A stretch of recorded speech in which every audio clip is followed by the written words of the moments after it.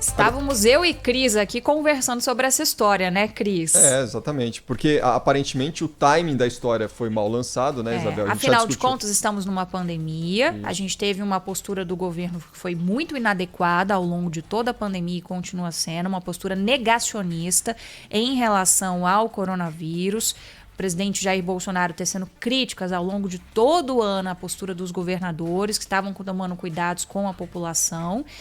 E aí o time talvez prejudique a discussão, né, Cris? Porque o Porque presidente você abre Jair margem Bolsonaro... para fantasia sobre um determinado tema que não deveria ser fantasiado, Sim, como foi. e que, discutido no momento adequado, pode sim trazer melhorias para a população que precisa desse tipo de serviço, né? O que tem que ficar claro é que a população não iria pagar por usar pelo serviço de hospitais que pudessem participar desse tipo de parceria público-privado. E a população poderia ter uma melhoria na qualidade do serviço, que é uma coisa que a gente não tem em várias localidades do país. A gente tem emergências lotadas, a gente tem falta de profissionais, a gente tem o serviço médico, de forma geral, em boa parte do país, praticamente na UTI. Quem nunca foi em uma emergência lotada de hospital e chegou lá para perguntar para as pessoas há quanto tempo vocês estão esperando por atendimento? Emergência pediátrica, por exemplo, uma coisa que eu já fiz muito lá em Brasília, fazendo reportagem. Há horas, às vezes 6, 7, 8 horas com a criança lá passando mal e não conseguia ser atendido porque não se tinha um profissional para atender. Então, toda discussão para se ter melhoria em um gargalo enorme que a gente tem no Brasil é válida. Talvez o time não seja o mais adequado, afinal de contas ainda estamos em uma pandemia, afinal de contas o governo não está conseguindo viabilizar outras bandeiras. A gente estava comentando aqui fora do ar, né, Cris? O que o governo fez essa semana? O que a gente teve de notícias relevantes vindas de Brasília nesse ano? A gente só viu intriga. A gente só viu coisa que não agrega em nada à vida de quem está nos ouvindo agora e às nossas próprias vidas, né? Agora, ontem o presidente veio a público, naquela transmissão ao vivo que ele faz todas as quintas-feiras, e disse que na próxima semana deve reeditar o decreto, dando margem justamente para essa renovação da discussão que é praticamente inócua, não deveria existir. E mostrando também uma precipitação do presidente Jair Bolsonaro na quarta-feira, quando ele revogou o decreto, muito provavelmente agindo ali por impulso e por pressões que surgiram de tudo quanto é lado da oposição, nas redes sociais, enfim, da população de modo geral. Ele agiu por impulso, revogou o decreto e agora deve reeditar a fórmula.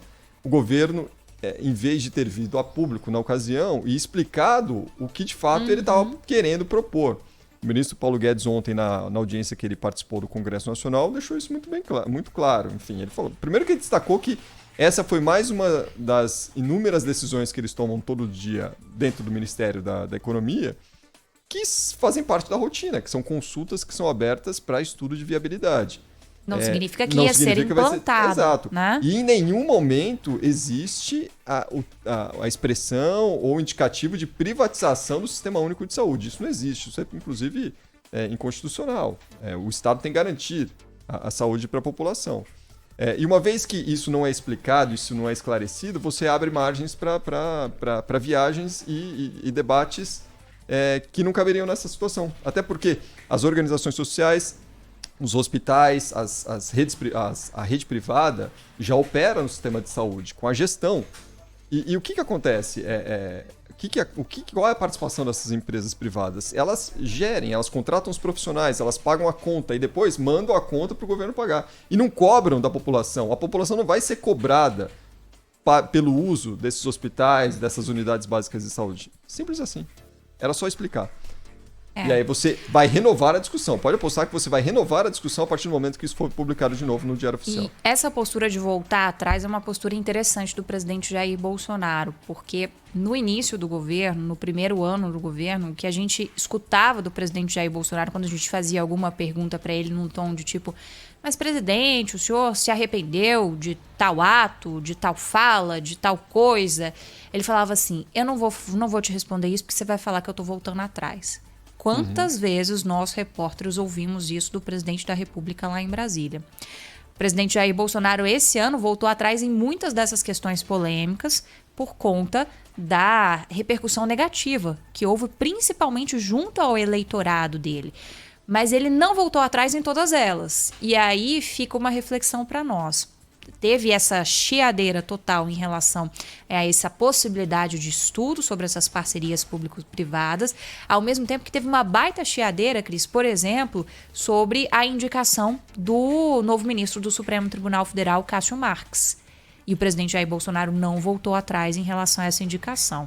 Então, são dois comportamentos aí para a gente ir observando para depois tentar fazer uma análise um pouco mais ampliada sobre o porquê que o presidente Jair Bolsonaro topa voltar atrás em determinadas coisas que ele não fazia antes, e em relação a outras, ele não atende a esse pleito, que é o pleito das redes sociais, e que ele ouve bastante.